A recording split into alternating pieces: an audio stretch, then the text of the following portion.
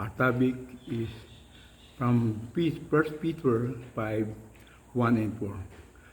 Cell group is a ministry of caring people to prepare the life of God's will, the people of God.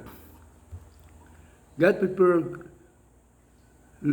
leaders for His ministry. Nasaksihan ko, nakakasa ko sa kanyang karangalan. Cell leaders is belong to God. They chose God.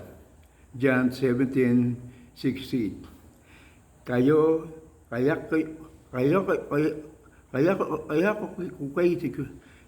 leader lahat ng ating Panginoon, pinili ka na ng Diyos sa gawain ito. Jesus cared them.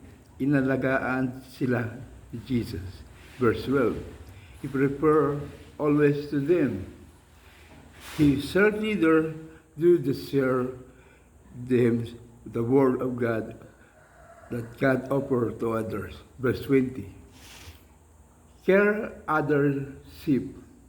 Alagaan ninyo sila dahil pinagkatiwala sa inyo ng Diyos. Verse 2 of verse 1 and verse 25. Govern your sheep. Pamalaan sila ng maluwag sa loob, hindi na pipilitan lamang.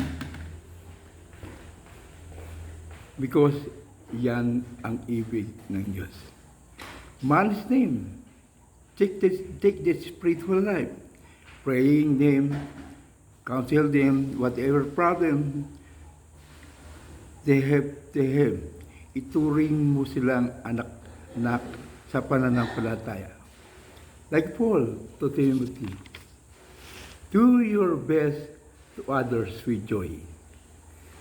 Not being you are leaders to them, but be an example of you life as a leader, because someday also a leader to others. Amen? And when the Lord come back, you receive a crown that will never last. Verse 4.